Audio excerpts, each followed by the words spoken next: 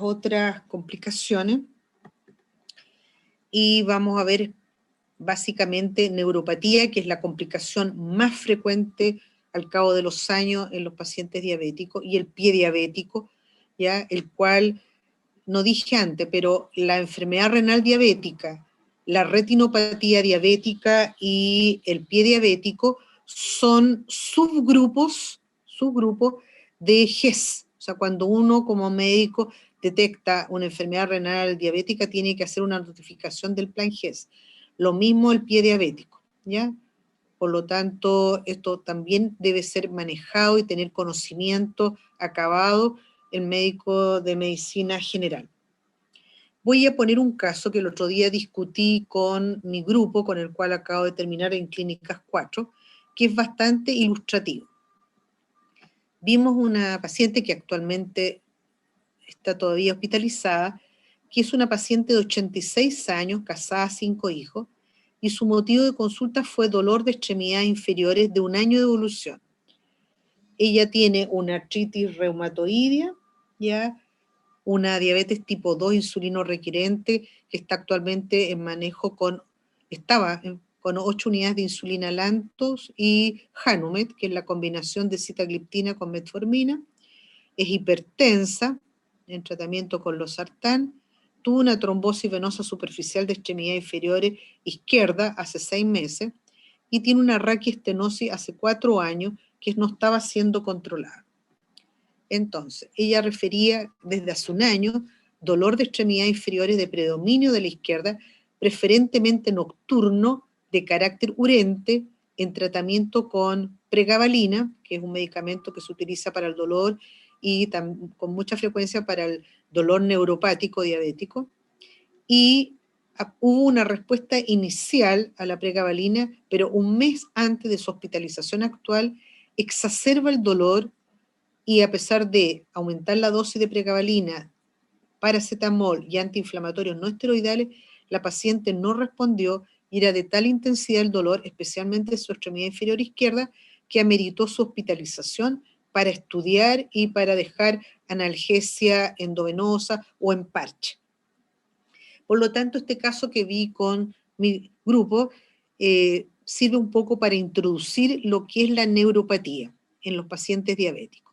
Entonces, para enfrentar este caso es necesario conocer cómo afecta la diabetes al sistema neurológico. En la actualidad, las principales evidencias son del sistema nervioso periférico, pero también hay luces, pero no lo vamos a tratar en esta clase, de compromiso del sistema nervioso central. ¿Ya? Entonces, los síndromes neuropáticos en los diabéticos se clasifican en neuropatías focales y multifocales, de las cuales está la mononeuropatía, la radiculopatía, la neuropatía por atrapamiento y las mononeuritis múltiples. Y luego tenemos las neuropatías simétricas, que es otra forma de clasificar, que está la sensitiva aguda, la distal y la autonómica. Tal como puse en la diapositiva tratando de resaltar lejos, la más frecuente es la neuropatía distal simétrica, ¿ya? Y por lo tanto, por el tiempo de evolución y por algunas características, esta paciente tenía, si uno trata de encasillarla en algún síndrome neuropático, me faltó decirles que ella en su control diabético no es muy obediente, por lo tanto, por eso obligó a utilizar, digamos, insulina, porque además por los artritis reumatoides dentro del arsenal terapéutico está con corticoides, ¿ya? Y por lo tanto, si uno escucha bien el relato, es de ambas extremidades inferiores, nocturno, urente, como lo vieron en semiología, eso calza para un dolor neuropático. Pero siempre fue, y sobre todo al momento de ingresar, de predominio en una extremidad por sobre la otra. Y la extremidad que le dolía más era precisamente donde tuvo la flebotrombosis hace 6 meses. Entonces uno, si lo enfocamos solamente desde el punto de vista neurológico diabético, uno podría decir, ¿podría corresponder una radiculopatía? Sí. ¿Podría ser sensitiva aguda? Tiene características de sensitiva aguda, pero lleva 1 año de evolución, a menos que esto último que ameritó incluso la hospitalización, sea sobreagregado a una polineuropatía distal simétrica, crónica, muy prevalente, un factor agudo. Como vamos a ver más adelante, pero adelantándome un poco, habitualmente la sensitividad aguda uno la ve después de un debut de un diabético con severa hiperglicemia o después de haber el paciente cursado con una emergencia hiperglicémica. Actualmente la Asociación Diabética Americana clasifica las neuropatías en 3 grandes grupos desde el punto de vista clínico y estructural, lo cual facilita bastante, a mi modo de ver, ambas que he presentado diapositivas para enfrentar y no perderse, sobre todo en lo clínico, que es nuestra obligación detectar. Entonces, las neuropatías progresivas habitualmente son de comienzo gradual. En este paciente calza. Irreversible, no sabemos. Asociado a duración de diabetes. Esta paciente solamente es diabética conocida hace unos 2 o 3 años. No sabemos hacia atrás. Y habitualmente va asociada a otras microangiopatías. O sea, generalmente puede ir acompañada de retinopatía, enfermedad renal diabética. Y predomina la alteración sensitiva, o sea, el déficit sensitivo. Eso es como la manifestación más relevante, pero puede tener otras, como vamos a ver en la diapositiva posterior. ¿Ya? Y tal como está puesto al final de la columna, la más frecuente es la polineuropatía diabética sensitivo simétrica. Estas son irreversibles. En cambio, las reversibles son de comienzo agudo, generalmente se recuperan en forma espontánea, pero uno tiene que apoyar al paciente con una farmacopea analgésica muy importante. Tal como dije antes, se presenta en el debut con cierta frecuencia de diabetes o saliendo de una emergencia. Y siempre corresponde a la neuropatía dolorosa, puede también manifestarse como mononeuropatía por compromiso de nervios craneales y la miotrofia diabética, que es el compromiso de la placa motora. Y las por atrapamiento, por ejemplo, síndrome de túnel carpiano, se ve más frecuente en los diabéticos, pero no es específica. O sea, no porque uno enfrenta a un paciente con un túnel carpiano significa que el paciente hay que investigar que sea diabético. Habitualmente no va acompañado de otras microangiopatías, se presenta en forma aislada. ¿Ya? Entonces, esta es la clasificación actual de la Asociación Diabética Americana, que es un algoritmo de trabajo mucho más simple. Hay otra clasificación que la clasifica en difusas y en focales, y las difusas está incluida la polineuropatía distal simétrica y la neuropatía autonómica, y las focales, que son la mononeuropatía y las radiculopatías. Desde el punto de vista topográfico, ya esa flecha es por la que corresponde a la paciente que le estoy relatando. O sea, la paciente refería molestia en ambas extremidades, pero de predominio en la extremidad inferior izquierda. La última figura, que corresponde a la letra D, está tratando de representar la neuropatía autonómica que puede afectar el corazón, puede afectar la vejiga, puede afectar el tracto intestinal desde la cabeza hasta el ano. Acá tenemos mononeuropatías múltiples, acá tenemos radiculopatías. En la etiopatogenia, que vamos simplemente a describir porque ya lo revisamos en la primera clase, como en la patogénesis, que es común, ¿verdad?, a todas las microangiopatías. Influye mucho la vía de los polioles, también hay glicación de proteína, también por acción de la proteinquinasa, el estrés oxidativo, y se agrega como factores patogénicos deficiencia de algunos ácidos grasos esenciales y deficiencia de crecimiento neuronal. El visto rojo de arriba es porque nuestra paciente no tenía un buen control metabólico, por lo tanto, desde el punto de vista patogénico y fisiopatológico, era invocable que lo que estaba cursando era una neuropatía que la tratamos de clasificar y pusimos los signos de interrogación en la segunda diapositiva. En la histopatología de las neuropatías se ha encontrado menor densidad de fibras sensitiva y motora, atrofia de fibras largas y cortas, desmielinización segmentaria, degeneración axonal, proliferación de tejido conectivo endoneural, vacuolización de ganglios paravertebrales y lesión de los filetes nerviosos simpático y parasimpático. Todo esto es acorde con la presentación clínica y con la clasificación que mencioné previamente. Esta es una fotografía de microscopía electrónica de cómo se ve los filetes nerviosos en un corte, ¿verdad?, de un paciente diabético. Acá puse en negrita, que es lo que yo quiero que les quede. En las alteraciones funcionales, lo que se ha detectado más precozmente es alteración del umbral vibratorio y térmico. Por lo tanto, eso significa que es lo que uno tiene que en parte evaluar en el examen clínico de los pacientes con diabetes, tipo 1 o tipo 2. De hecho, en la atención primaria, la enfermera dentro del equipo multidisciplinario es la encargada de evaluar. Habitualmente, digamos, aparte de lo vibratorio térmico, lo hace con un monofilamento que permite la sensibilidad táctil fina, ¿ya? Polineuropatía distal sensitiva crónica. Entonces, ¿qué apoya en el caso de nuestra paciente? Que comenzó en forma insidiosa. La paciente fundamentalmente tiene dolor, ¿ya? Y un dolor de tipo urente, y también tiene disestesia. Lo característico es que comience en los pies y luego empiece a ascender, ¿ya? Es simétrica. Eso va en contra de nuestra paciente, porque si bien la afecta a las dos piernas, pero no es simétrica porque hay predominio de una extremidad sobre otra. Y empezó desde un comienzo con la afectación de la rodilla hacia abajo, no primero los pies, ¿verdad? Y después que hubiera ascendido, sino que desde que partió el dolor era desde la rodilla hasta la punta de los pies. En el examen físico de la polineuropatía había abolición de la sensibilidad profunda y superficial. En nuestra paciente no estaba presente eso.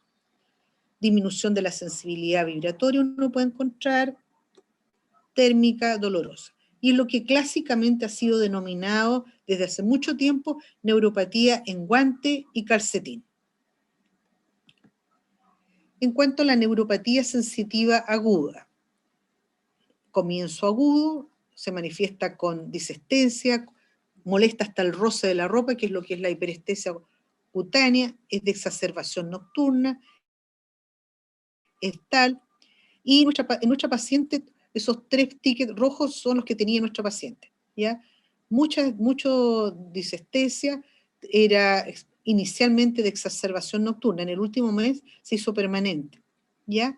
Lo que sí no teníamos el antecedente, pero sí no, porque resulta que la paciente empezó a referir el dolor después que uno partió con insulina, ¿ya? Porque esta paciente antiguamente estaba con antidiabéticos orales y, digamos, hubo que iniciar insulina porque se descompensó más allá de su control malo crónico, ¿ya?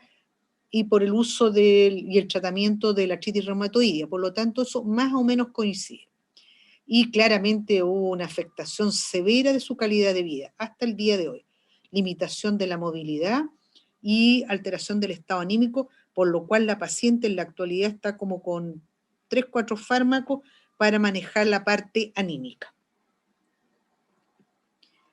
Luego tenemos la polineuropatía distal motora. Yo la pongo por separado, pero generalmente la neuropatía es sensitivo-motora, no es que es de por separado, pero es para que haya, digamos, para ser más didáctica, digamos, porque este es digamos, el inicio de que vamos a caer en lo que corresponde a la segunda clase, que es el pie diabético.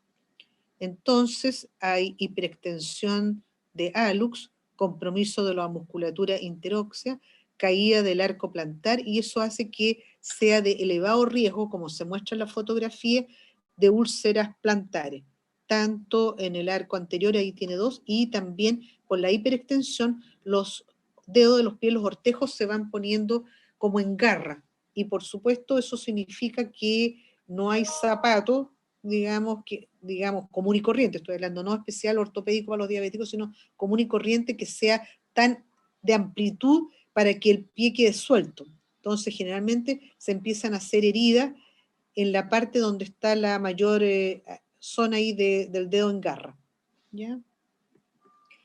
Luego la neuroartropatía de Charcot, que esto suma la parte sensitiva, la parte motora, y asimismo hay un compromiso del sistema nervioso simpático, y generalmente puede presentarse en forma aguda o en forma crónica. Y esto, pero es de altísimo riesgo de pie diabético, ¿ya? En la actualidad hay algunos traumatólogos expertos que, digamos, se dedican un poco para poder revertir, y porque si no, esto es un problema eterno de personas con úlceras y lesiones.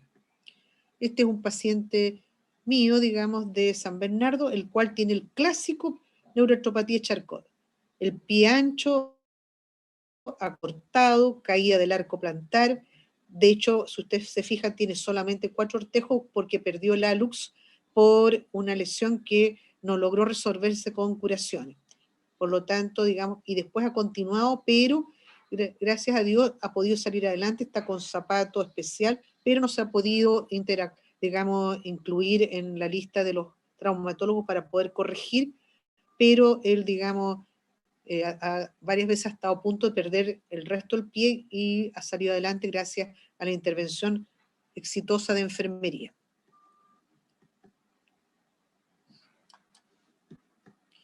Acá tenemos ejemplos de mononeuropatía, que yo mencioné que las craneales son, digamos, frecuentes, pero también podemos ver a nivel periférico, este compromiso del nervio radial con la mano en gota, y aquí está la caída del pie con lateralización por afectación del nervio peroneo. Aquí están todos los pares craneanos que se pueden ver más frecuentemente. También falta el séptimo y el octavo, que también se ven con bastante frecuencia, pero estos 3 son los más habituales que uno ve. La gracia de esto es que son de recuperación y resolución espontánea, por supuesto optimizando el control metabólico. Hay que explicar a los pacientes porque esto sí que provoca gran invalidez y angustia en los pacientes. Y uno tiene que decir que tiene que tener paciencia porque se le va a recuperar, incluso esta tosis palpebral se recupera en forma espontánea, generalmente al cabo de 1 a 3 meses. Aquí tenemos el síndrome del túnel carpiano, también podemos tener atrapamiento del cubital a nivel del codo. El diagnóstico es clínico, por lo tanto uno tiene que interrogar a su paciente, tal como están practicando desde el año pasado, examinar, ahí estamos fallando, y digamos el examen físico neurológico acucioso, monofilamento de nylon, que después vamos a ver cómo se utiliza.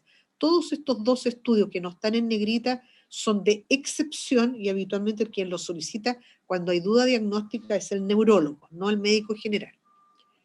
Entonces, esta pesquisa se hace a contar del 5º año en el diabético tipo 1, a veces tienen muy mal control, uno empieza a hacerlo a contar del 3º, y los diabéticos tipo 2 desde el momento del diagnóstico.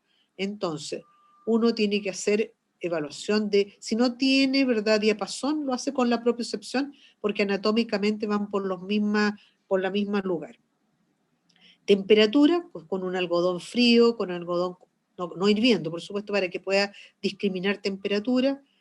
Tacto, evaluación del dolor y, por supuesto, los reflejos osteotendinos.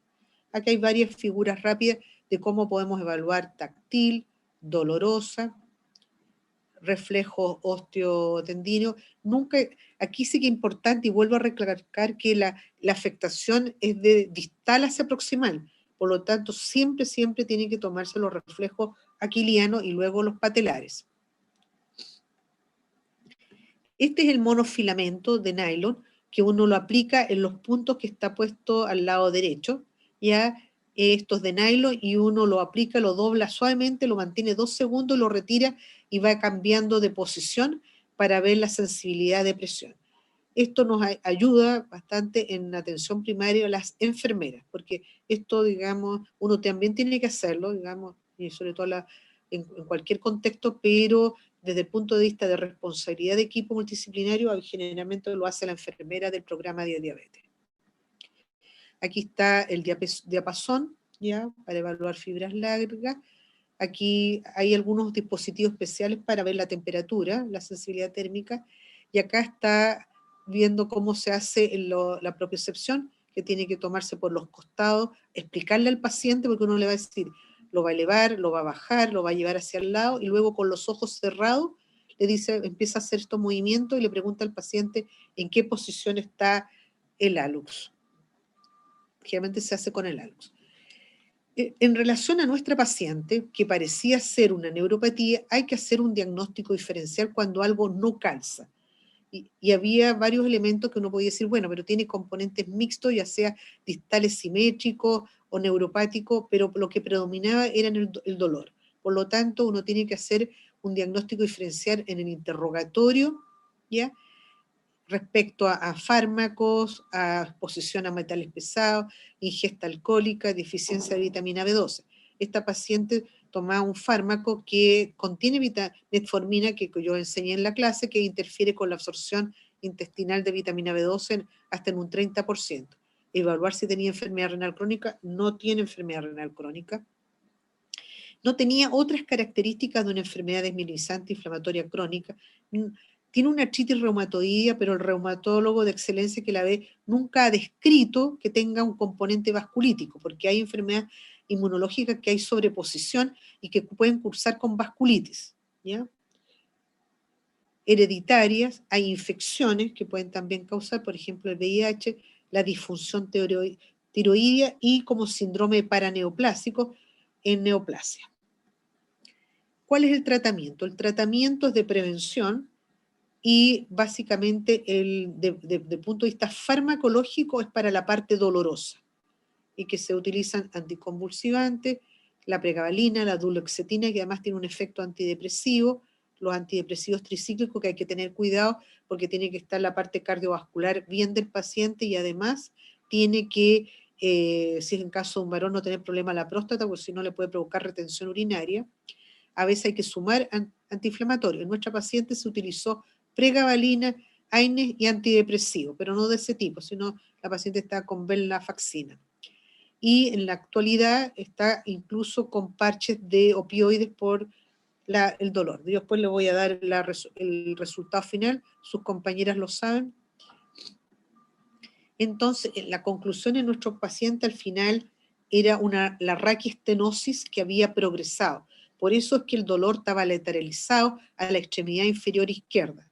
Así que la paciente fue sometida en una primera instancia a infiltración con corticoide y el lunes, como no resultó, fue operado y se hizo una laminectomía, con lo cual la paciente está francamente mejor. Y obviamente asociado igual a optimización del control metabólico, hipertensivo y dislipidémico, y ayer tendría que haberla reevaluado su reumatólogo. ¿Alguna pregunta para las neuropatías que acabo de ver antes de pasar la autonómica?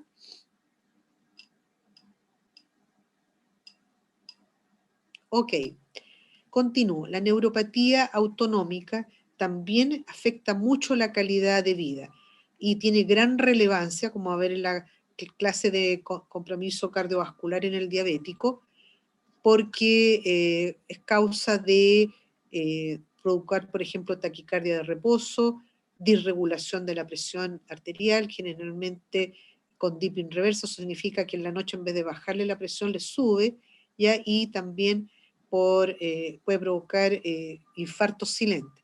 En la gastroparesia significa mal vaciamiento gástrico, que se manifiesta como en grado extremo como un síndrome pilórico y se asocia a gran inestabilidad metabólica. Y urogenital, vejiga neurogénica, generalmente, y que puede provocar infección urinaria recurrente e incluso en grados extremos, si no se pesquisa, no se trata, puede provocar hidroureteronefrosis con falla renal. Y a nivel de glándula sudorípara determina una piel seca y eso va a influir especialmente en lo que es pie diabético. Otra alteración a nivel cardiovascular es hipotensión ortostática que puede llegar a provocar síncope, síndrome de taquibradicardia, ¿ya? Y hay otras alteraciones a nivel gastrointestinal como es la disfunción esofágica, diarrea e incluso alternando con constipación. Puede producir disfunción sexual en ambos géneros. ¿Y cuáles son las consecuencias? Destaco la gastroparesia porque influye en forma negativa en la estabilidad metabólica porque la absorción de los hidratos de carbono y de los antidiabéticos orales es errática. Y generalmente la inestabilidad se produce postprandial con gran tendencia a hipoglicemia, sobre todo los pacientes que están con insulina, porque hay un desfasaje entre la digestión y la absorción de los hidratos de carbono y en la acción de la insulina, especialmente relevante con la insulina de acción intermedia o NPH. puede provocar desnutrición, altera la calidad de vida.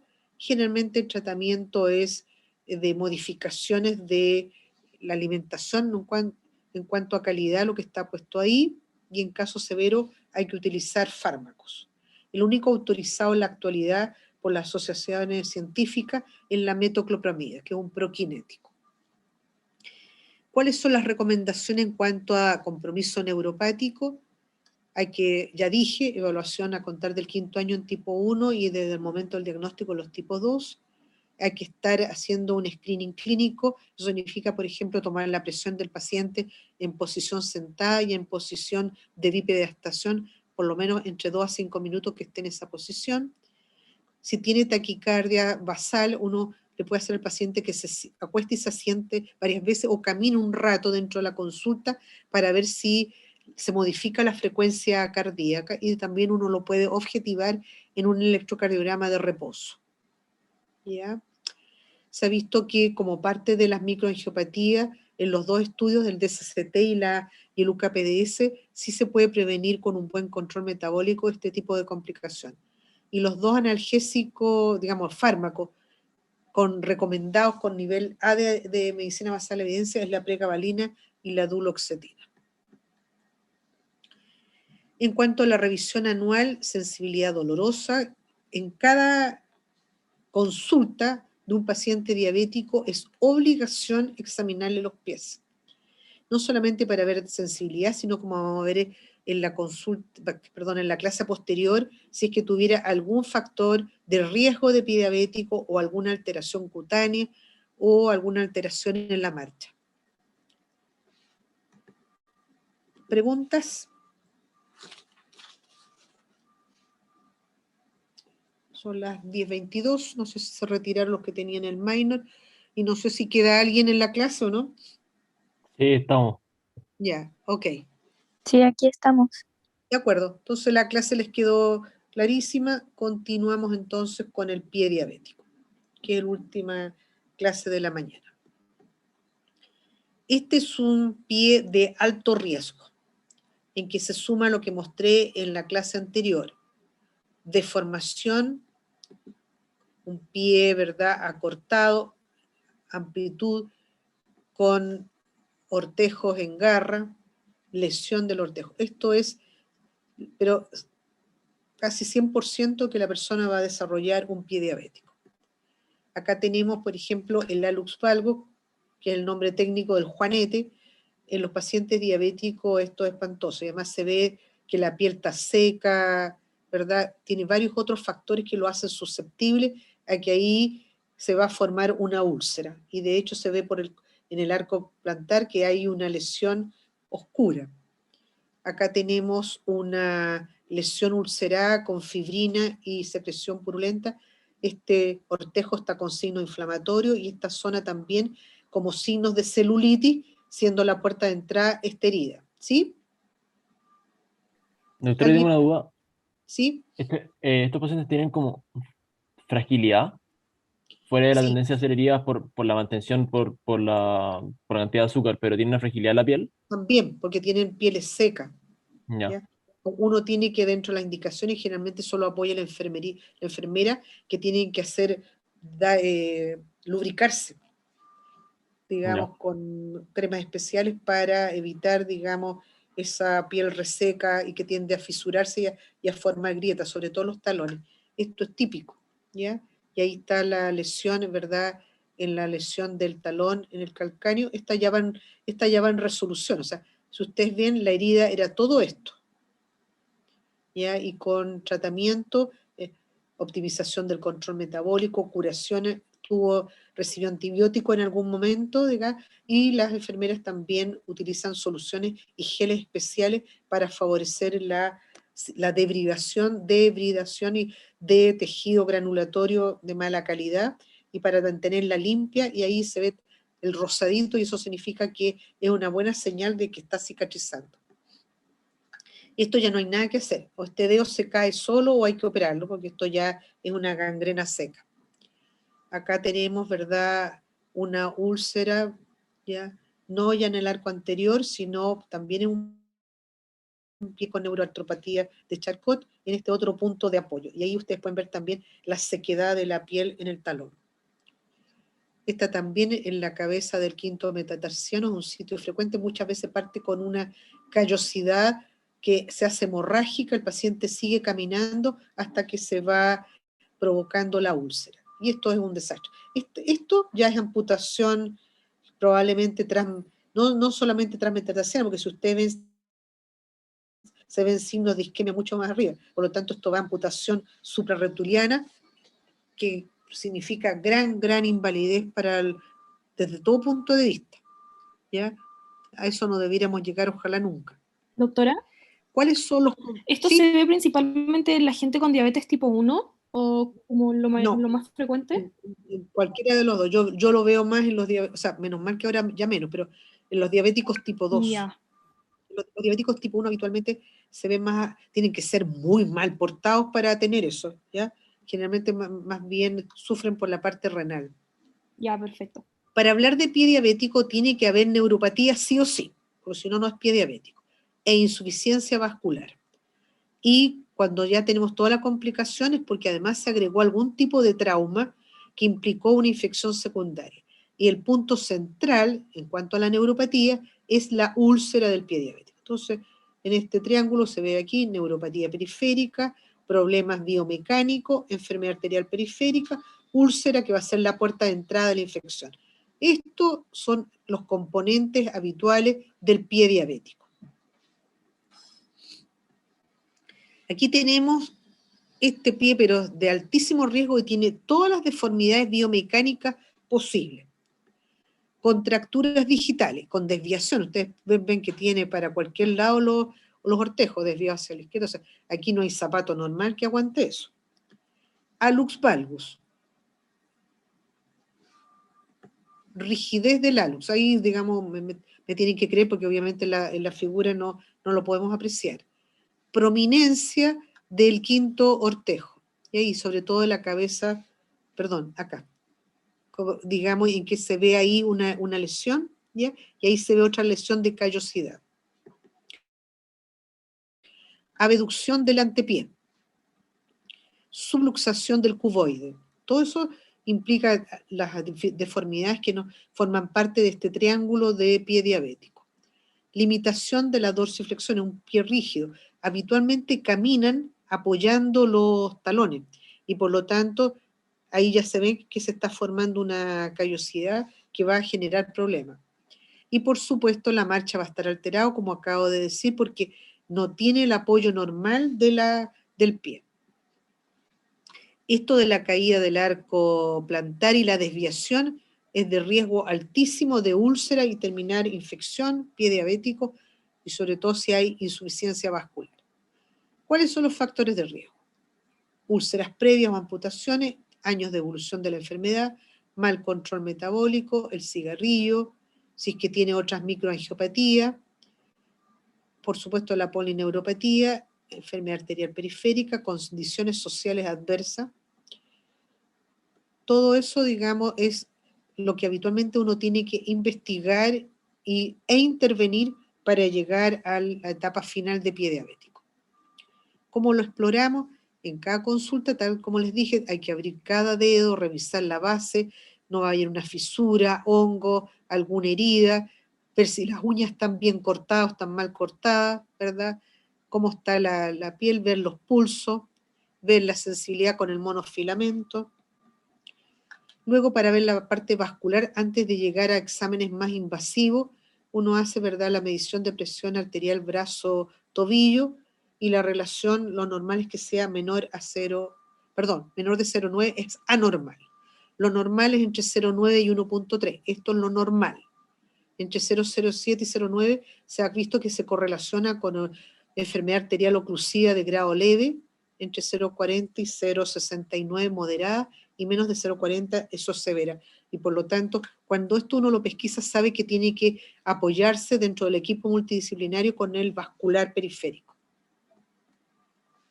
Esto es lo que me preguntabas, Vicente, ¿verdad? Piel seca, fisura, grieta y callosidades, pero que el nombre técnico es hiperkeratosis. ictiosis como que tienden a tener descamación de la piel y tienen mucho prurito. Por lo tanto, muchas veces se provocan ellos mismos las heridas por lesiones de gratajes con el rasquido, sobre todo en la noche. ¿El prurito es por la neuropatía? Sí, aquí tenemos, ¿verdad? Típico, esto es la lesión preúlcera, una gran hiperkeratosis por caída del arco plantar, ahí tiene otra. Aquí tenemos el quinto prominente con una callosidad que puede ir más. Acá tenemos, ¿verdad? Onicocriptosis con infección y paroniquia. Esto es la inflamación del tejido que rodea el lecho unguial. Y acá tenemos deformidad total, ¿verdad? Retracción, desviación.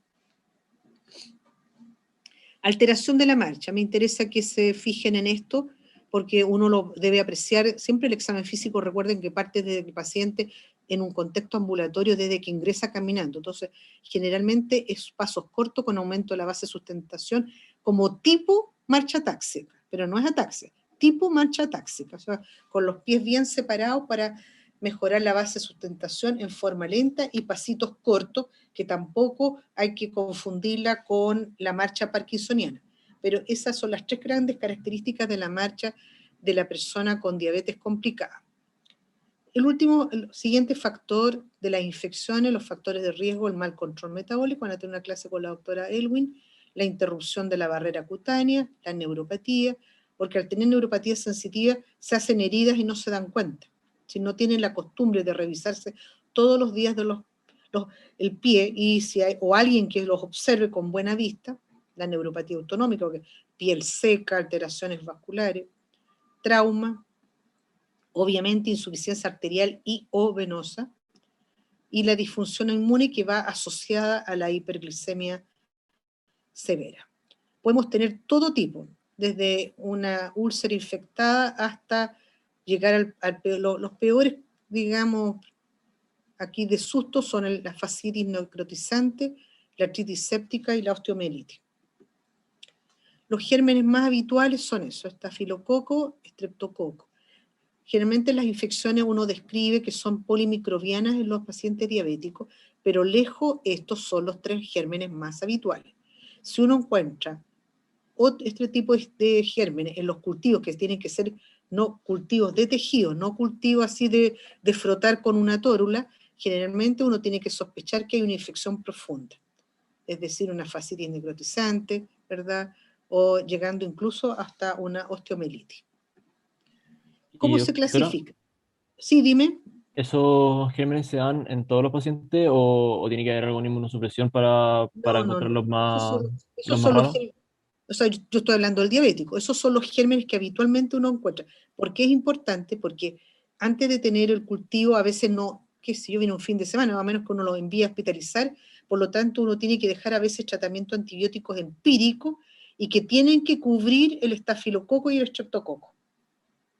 Perfecto. ¿Y el antibiótico es oral, o sea, o endovenoso? Oral, porque todo depende de la clasificación que vamos a ver a continuación, porque Ya, hay un perfecto. porcentaje que se maneja en forma ambulatoria y otro hospitalizado. Entonces, para eso, para tener un mejor acceso, hay 3 clasificaciones, la de Wagner, que es la más antigua, y la de San Elian, que en las últimas guías de pie diabético publicadas por el Ministerio de Salud el año 2019, esta es la que más utiliza y es la que utilizan las enfermeras, porque la primera parte de las heridas de los diabéticos son de responsabilidad según protocolos GES de las enfermeras. Entonces, el Wagner tenemos desde la úlcera, empiezan a verse una úlcera profunda, se ven los tendones, hay gangrena y gangrena difusa. Obviamente, de aquí para adelante, esto habitualmente es de manejo hospitalario. Estos 3 podrían manejarse en forma ambulatoria. Aquí tenemos una úlcera, pero no tiene celulitis, está localizado, tiene un poquito ahí de pus.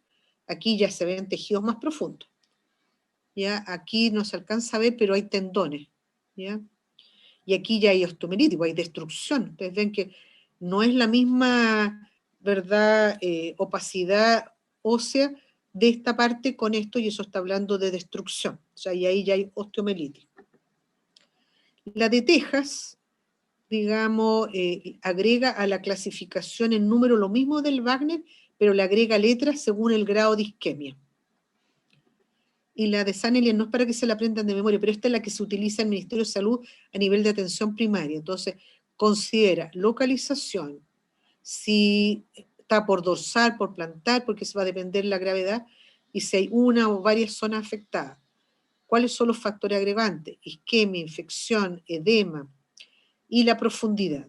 Y para esto yo les menciono estos puntos, pero existe una hoja, digamos, de protocolo que las enfermeras van llenando cada vez que van curando al paciente. Y cuando obviamente está sobrepasando gravedad, se la tiene que mostrar al médico tratante, quien va a decidir si lo maneja él o lo deriva al hospital a vascular.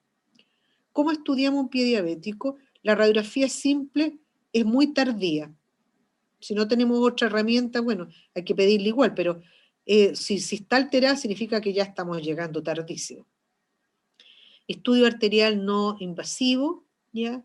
Y lejos el gold standard es el angioresonancia y el angiotac. Lo que tiene mayor sensibilidad y especificidad es la clínica y el ultrasonido. Y en cuanto a tratamiento, asegurar una adecuada perfusión, descarga de presión. O sea, esas personas que yo les mostré con las úlceras o en el arco anterior o en la mitad del pie o en el talón, usan botas especiales, ¿ya? Porque habitualmente forma parte también el fisioterapeuta y el kinesiólogo y el ortopedista para diseñar o botas especiales o zapatos especiales, porque si no el paciente no lo podemos encamar todo el tiempo. Aparte que se nos va a deprimir, no va a cumplir. Control y tratamiento de la infección. Por supuesto, siempre va a estar como mensaje optimizar el control metabólico con lo que sea necesario. Si el paciente está con triterapia de antidiabéticos, este paciente hay que pasarlo insulina sí o sí para lograr un control metabólico. Una nutrición adecuada, porque la desnutrición va a influir en forma negativa. Aquí está según la clasificación, ¿ya? Si es tipo 1, control metabólico estricto, curación, radiografía, cojinete de descanso, que es lo que le digo que son botas especiales. Grado 2, hospitalización, antibiótico de amplio espectro, debridamiento y vacío quirúrgico, pero a veces no es necesario hospitalizar porque el Ministerio de Salud, por lo menos en nuestro país, a los consultorios le entregó cualquier cantidad de insumos y herramientas para evitar la hospitalización. Grado 3, por supuesto que ya hay que hospitalizar y evaluación vascular, ¿ya? Y muchas veces necesita debridamiento quirúrgico en pabellón. Y ojalá nunca llegáramos a esto. Las recomendaciones de la ADA son examen anual como mínimo, examen en cada visita, aunque tenga solamente recomendación de expertos, pero esto créanme que sirve para poder detectar por lo menos precozmente o sugerir cosas para evitar llegar a etapas posteriores. Educar en autocuidado lo tiene que hacer todo el equipo multidisciplinario, no solo la enfermera. Derivar a complicación a especialidad cuando uno ya, sobre todo la parte vascular, uno tiene que enviar precozmente por si hay que revascularizar, ya sea con stent o con bypass. Una historia, pero perfectamente bien hecha, igualmente el examen físico, y la utilización de zapatos ortopédicos en pacientes de alto riesgo, pero ahí uno tiene que derivar. Tiene cobertura por parte del plan GES. Los zapatos son muy caros. Y como última diapositiva, así como existe el pie diabético, existe la mano diabética, ¿ya? Y la reconocemos porque tiene esta atrofia de los interóseos que hace que la mano se desvíe, mucha prominencia que puede hacer confundir con una artritis reumatoidea, en alguna etapa es bastante dolorosa, y por la glicosilación del colágeno y la rigidez, los pacientes no son capaces de enfrentar y poner las manos, ¿verdad?, una tocándose con la otra, sino que queda como espacio al tocar una mano con la otra. Bien, son las 10:39, así que ahora me pueden hacer todas las preguntas si es que de las personas que quedaron en clase, por si les quedó alguna duda. Doctora, yo tengo una pregunta. Sí. Es que existe la neuropatía de Charcot y aparte está la diabética, o se pueden relacionar también, o es una la de Charcot. Charcot es el señor que la describió, pero la Ya. neuroartropatía de Charcot es la condición que se ve en los pacientes diabéticos y que son las más asociadas a las úlceras y al pie diabético. ¿Ya? ¿Y había como algo genético relacionado al Charcot o eso, o es exclusivamente lo de la diabetes? En este caso de la diabetes. Ya, perfecto. ¿Alguna otra consulta?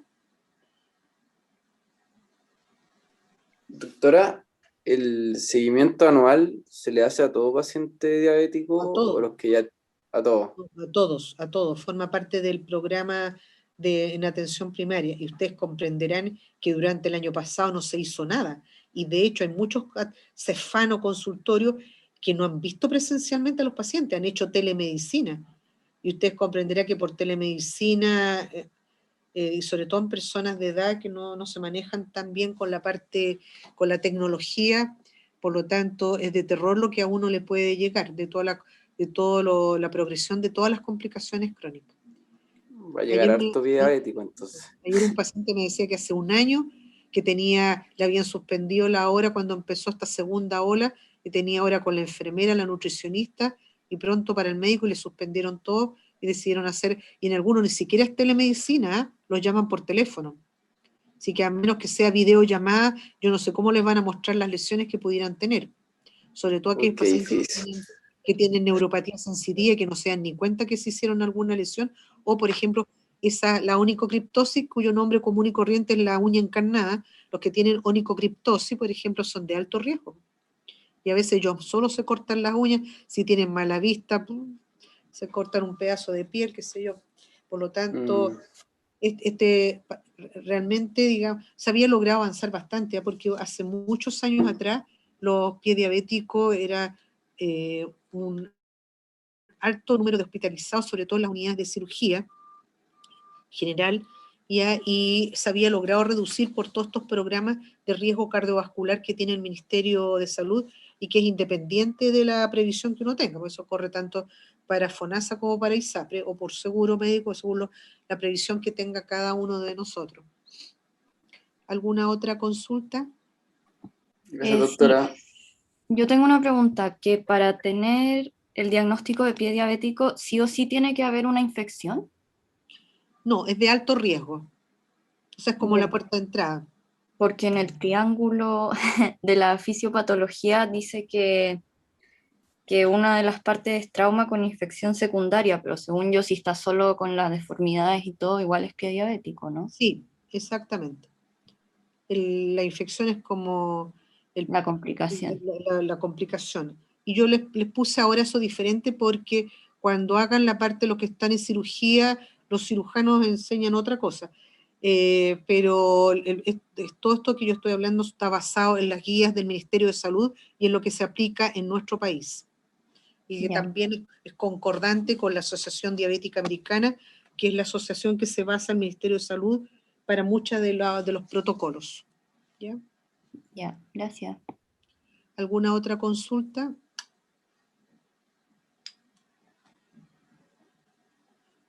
Bien, entonces quedamos hasta acá.